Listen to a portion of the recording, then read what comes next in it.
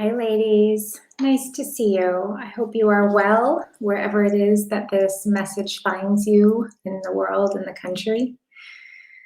It's Friday where I am, Friday evening. I usually don't do these Friday evening, but I thought maybe I would catch a few of you at an unusual time to meet. I know some people aren't doing much, so I thought I might take the opportunity to talk a little bit about relationships and marriage and COVID and lockdowns and the sort of crazy time that many of us have been experiencing this last almost year, hard to imagine. I had several questions come in, so I'm going to address the questions that came in from the folks who sent them. So thank you to those of you who sent them over. Here's what I'm hearing a lot of. I'm hearing a lot of women who are saying things like, it's been a terrible year in so many ways, but it's been really good in ways that have been unexpected. So more time with family, more time with kids, less on the to-do list. And I've had a lot of women say to me, I actually feel bad that I feel so good, even though obviously there are all the things happening in the world. So that withstanding, right? And so that's one thing that I've been hearing a lot. So if you're one of those women who find yourself where you're in a place where you're like, I'm actually doing really good, that's great. Like, good for you. And you're not alone. There are a lot of people who their parts of their life are going really well. The other thing that I'm hearing a lot of is that, especially as this time goes on, and excuse me, there become so many opportunities to be polarized in your relationship. I think when this started, depending on where you live and, what your work situation is and whether you have to leave the house or not, I heard this early on in March where some people wanted their partners to disrobe when they came into the house and make sure to shower so that they didn't bring in any potential virus particles into the home or the children. And so there was real difference in how it is that you handle kind of hygiene and cleanliness around potential dangers. And as this has continued, now there's so much more to be divided around, right? It's not just whether you wash your groceries or not. Then it's if you mask or not. Then it's politics, who you voted for. Then now it's vaccines. So there are so many different places where we are being invited to divide ourselves with our partner. And Colleen had written in that, just sort of regular life already had enough. And now we have all these other pieces on top of it, which I completely understand. And it is something that I'm hearing from so many women and men too, even though I don't work with men so much anymore, but certainly in my community of men, I hear that as well. And I think in terms of, Colleen, to address your question about how to put it all together, so how to put in all the pieces of just your regular life where there might be some disconnect or distance between the two of you, and now you have layered in so much, else. I think one of the pieces that's really important to remember, and I talk about this sometimes here in this Facebook space, is that it's really important to pay attention to what energy frequency you're finding yourself in. Because if we're in the energy frequency of fear, biologically, it is going to be incredibly difficult for you to access the part of your brain that can access creativity, understanding, empathy, compassion. So if I'm activated with fear, which many people are right now, right? It's very typical right now to feel that sense of fear. So if you are activated in the sense of fear, it will shut down, and this happens functionally, right? Because if I'm scared, I need to get safe. And so I shut down all of those thinking pathways that might open me to creativity, compassion, connection. And because so many people are in a state of fear right now, And it might be low level fear, but their anxiety is definitely up for sure. And many of us were anxious to begin with, right? So it's really important to be aware that if you are feeling afraid, it's going to be incredibly difficult for you to open yourself to curiosity, to understanding, to creativity. How do we come up with a solution for this? So the first thing, Colleen, as it pertains to putting it all together, is getting yourself out of fear. It doesn't mean that we don't make good decisions. We get to still be discerning. We still get to, assess what's happening in our situation and make choices for our health, our family, whatever it is that we need to do. And we can do that without engaging in fear. Okay, so that's number one. And with that comes remembering that number one, you always must love yourself first. You know, in airplanes when they say put your mask on first, right? Before you can tend to somebody else, you have to take care of yourself first, which means, the women who I mentor know it is a non-negotiable that they're doing certain practices to anchor themselves, to ground themselves every single day, especially right now, because right now it is game freaking on. If we want to walk in the world amongst everybody else, or at least in our homes, amongst whomever we live with in our homes, it is really important that we anchor in something that's not outside of us.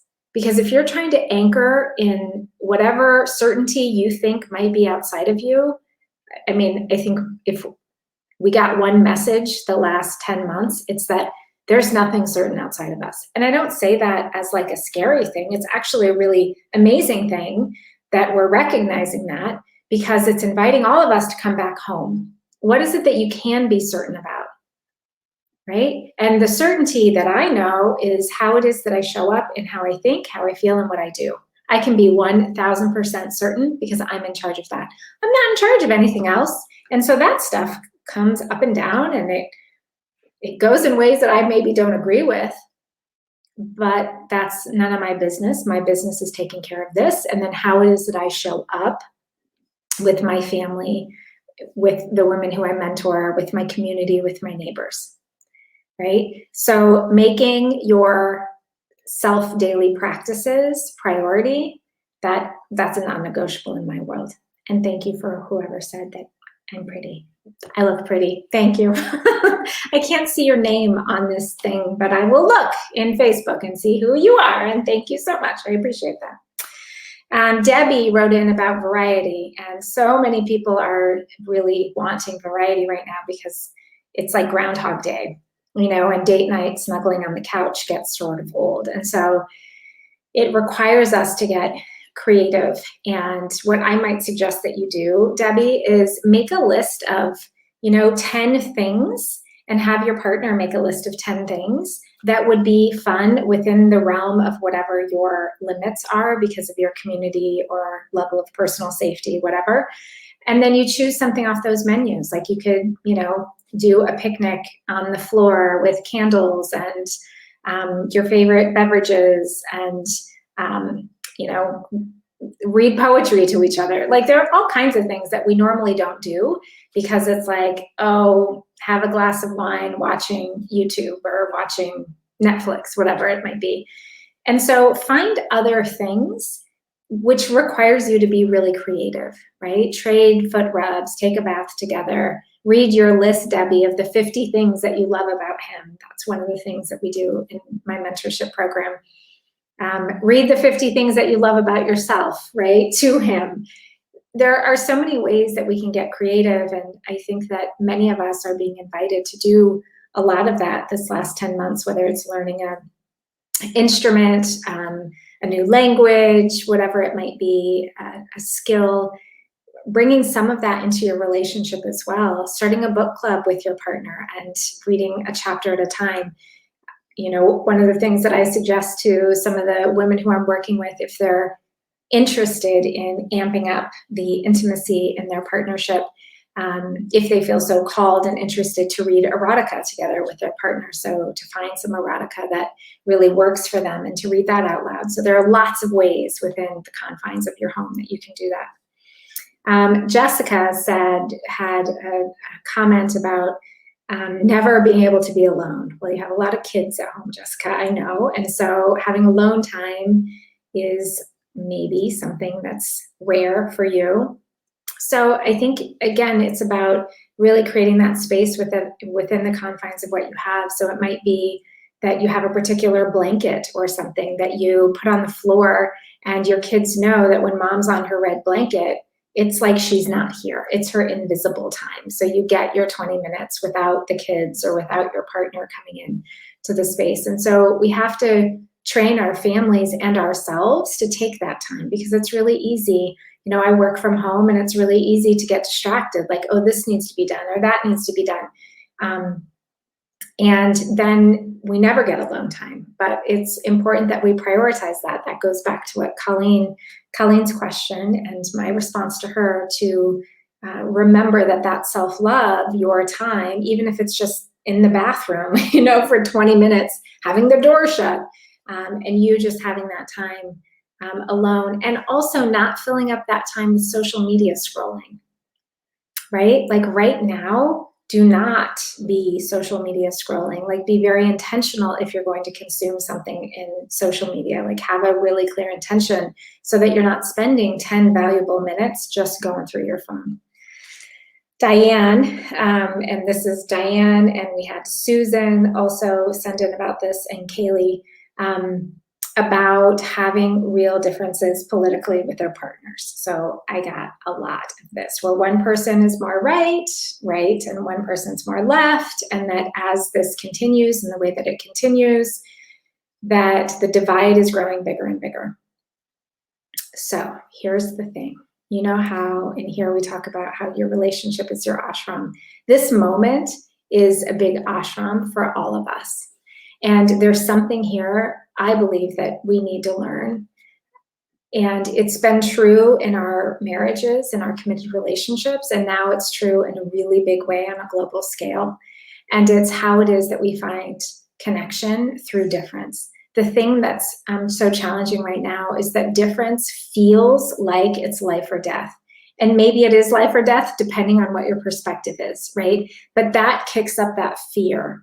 And so if for me, the difference feels like life or death, now I'm activated in that state of fear. Remember at the top of this video, I talked about, if you're in that heightened state of fear, I can't access curiosity. I can't access creativity, compassion, empathy, right? Because I'm scared, and that gets me going. And so now my vision is getting very myopic on what I believe and what I think you should believe, right? And again, I'm not here to say what side, and it's not about that.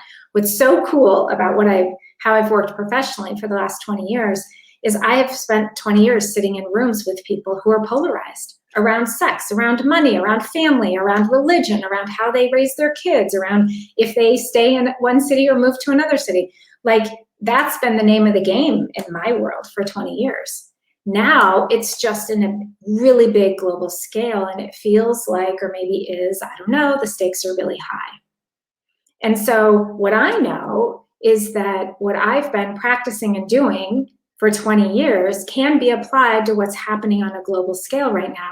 But when we're in a state of fear, which is exactly what I have taught my clients, when you're in an activated state of fear, you are not going to be able to find connection, curiosity, empathy. You can't, because everything is going to be heightened. And so then, just like in my couples counseling sessions in those rooms, I would say to the couple, we have to get you into a space where you're grounded, where you're rooted, maybe where you don't feel like you love the other person or you're thrilled that you're married to them, but to get yourself in a place where you're soothed enough and you can remember where and how it is that you have connection, where and how it is that this other person across the couch from me is human too and is working to get their needs met, which can feel really hard when you're doing affair recovery work. which can feel really hard when you're talking about mismatch in sexual desire that's gone on for a decade or more, right? Because there's so much anger, there's so much fear, there's so much hurt. And it's really similar to what is happening now. There's so much anger, there's so much fear, and there's so much hurt for good reason, right? It's not about brushing that away, just like it wasn't about brushing that away, sitting with a couple when somebody hadn't experienced an affair. We have to feel our feelings. That's part of being human. It's the big get to. How do I feel my feelings and still decide on what emotional state I want to broadcast, decide on how it is that I want to show up with my thinking and my feeling and my doing, decide how I want to contribute to this conversation with my voice, with my heart. Because if I'm in a state of fear, it makes it hard to decide because I'm so activated that I'm going to be trying to control or poke the other person, right? And, you know, some of you have said, you know, have really strong feelings. Obviously, all of us maybe have strong feelings about our particular side. And when you have strong feelings about your particular side with your partner, likely what you're doing in your head, and you can go back and read some of my posts in this space. This whole week I've been posting about communication because this is up, ladies, and it's something that we have to build mastery in, because I don't think that things are going to change, right? Like situationally anytime soon, like in the next 2 weeks, and probably not the next 2 months.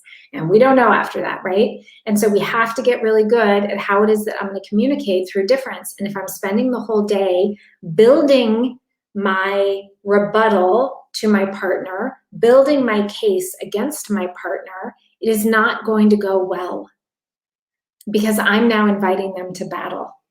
And this is your person. And for some of us, you are cloistered in a house with this person. So probably not a great idea to go on attack with each other. And so how is it that you practice higher level emotions? Doesn't mean that you don't get to have your perspective or your opinion or your beliefs, right? I still get to have my knowing, and you get to have your knowing that's different from me. But notice the questions that will come up in your head, because women say this to me all the time. But Jenny, how could somebody believe, right? How could he reads all these things. I think he's a conspiracy theorist. Well, how does somebody not see, right? All of that energy, right? You can feel the judgment there. And it's not that I'm not compassionate. It's not that I don't understand. I do.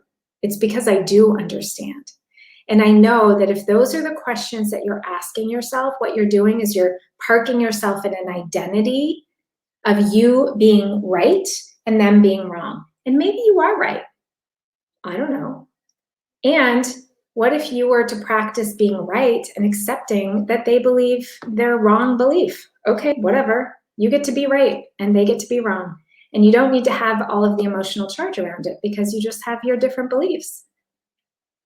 That requires you, though, to be in a different identity, right? An identity of a woman who is standing in her knowing, can have her feelings, maybe her sadness or her grief, that her partner believes something different, without that tripping up her emotional state. That's higher level mastery. That is not something that adolescents can do, and it's not something that most grown-ups can do.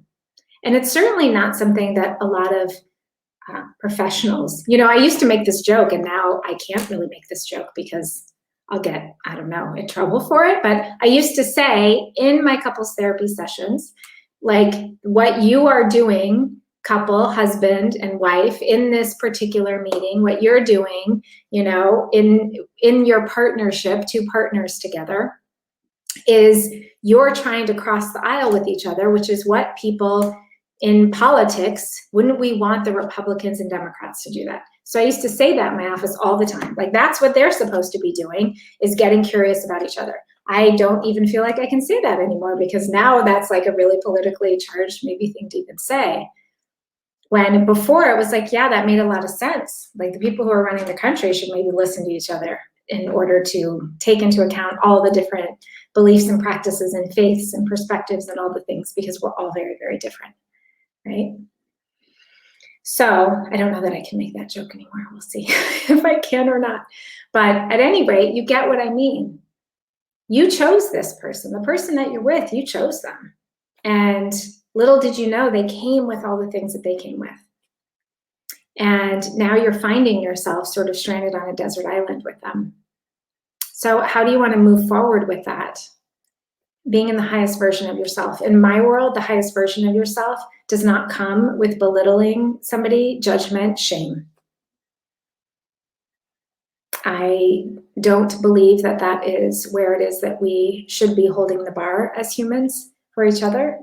And that requires, though, us to do some of our own work and get creative and be self-reflective and consider, how is it that I show up in this situation? Because this is what I've chosen. This is where I'm at. And so what am I being called to do and to be in this moment? And for those of you who have any kind of spiritual or religious practice at all, now would be your moment to really pull that forward. And so if you have a practice around love, around acceptance, maybe utilizing some of that. And what does that really look like? To me, in my world, love is a verb. Love is a verb. And so you do love. I don't care how long you've been married to somebody. If you say, oh my gosh, I love them, how are you doing love with them? How do you treat them? How do you think about them? What do you say to them? What's the feeling that you're broadcasting to them? That's what love is, right? That's what love is.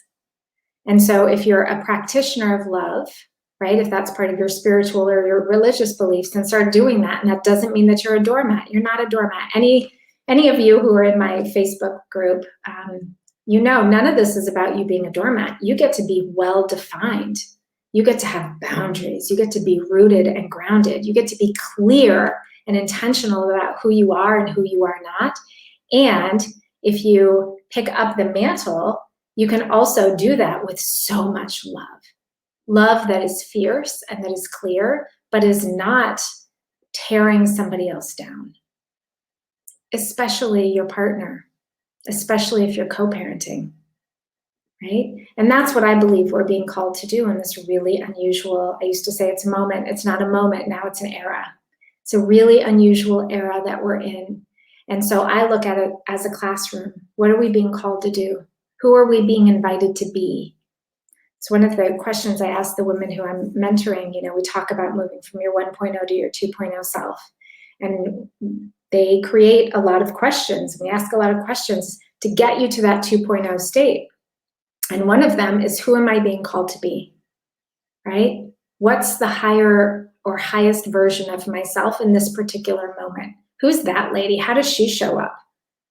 How does she talk, walk, think? What would she be feeling right now? What would she be asking herself? Because she probably wouldn't be asking herself, can you believe he thinks that way? Because that will march you right back down to this other place. So this is our year of mastery, as far as I'm concerned. And we are waist deep in the trenches.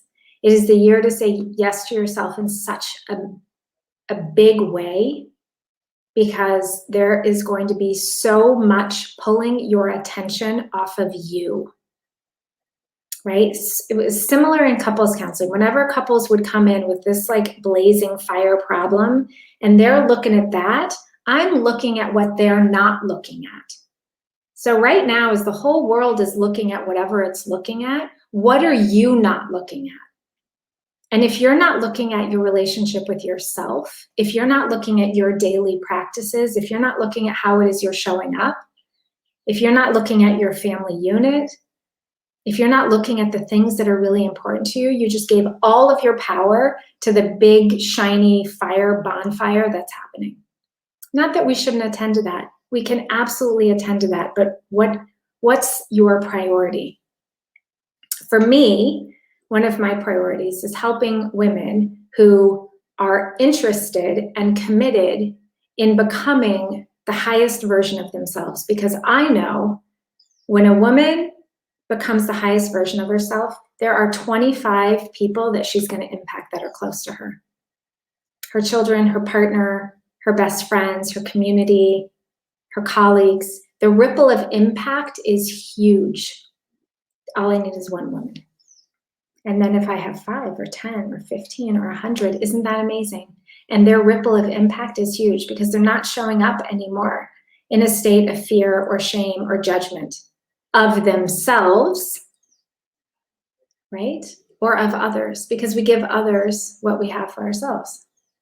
So I give judgment if I have judgment for me. If I'm hard on myself, I'm going to be hard on my partner.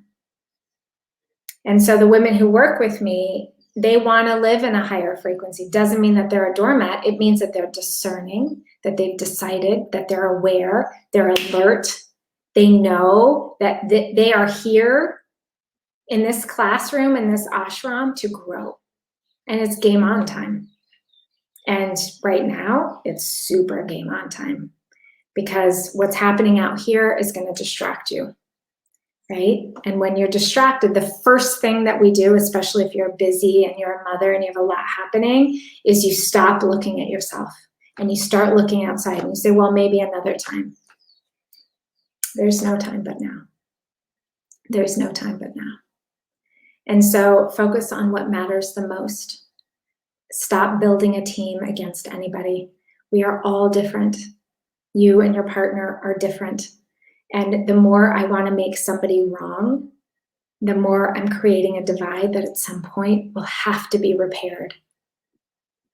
It will have to be repaired. It never would be of service if I had a couple come in and if I had judgment because somebody had an affair, and if I aligned with the partner who was hurt and said, oh my gosh, I cannot believe she had an affair on you. How could she do that? That's terrible. If I had that internal judgment or externally had that, right? How in the world would I ever pull them back together, right? Once we sort of got through the affair piece, because I've already like seeded these beliefs that they're wrong, right? And so we have to think about that right now. All of these, the internal places, because I know we all have our own perspective, but the more I make my mother, my sister, my best friend, my neighbor, my whoever wrong, we're going to have to repair that on the back end somewhere, right? It's part of looking further than just right now, my mood. Looking down the road and saying, okay, if I'm going to have to repair this relationship later, it's probably a good idea if I'm not nursing on this belief that they're wrong, right? So notice that. Notice that.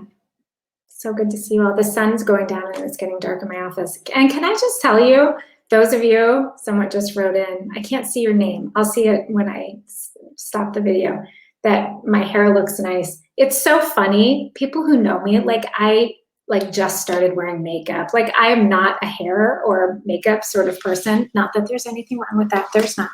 And I literally went to a hairdresser who I don't speak Spanish enough to tell him what I wanted. And he dyed my hair blonde. And it was not what I wanted. And I was like, I guess I'm blonde. And this is part of what we joke about, my husband and I. For those of you who don't know, I live in Mexico. I've been here about 18 months. That you sort of get what you get. There's so many things that aren't what we wanted, exactly how we wanted, but I'm blonde now. And apparently some of the ladies in here like it. So thank you for your comment. I appreciate it. I hope this is helpful for those of you who might be interested in working with me privately in the 8-week program that I offer. DM me and let me know. You know, I think this is our year to be legendary. So if you're interested in being invited into that legendary space with the other women who I'm serving, let me know. Have a beautiful day, beautiful weekend, or whatever days might be ahead of you after you watch this video. I'll see you next week. Bye-bye.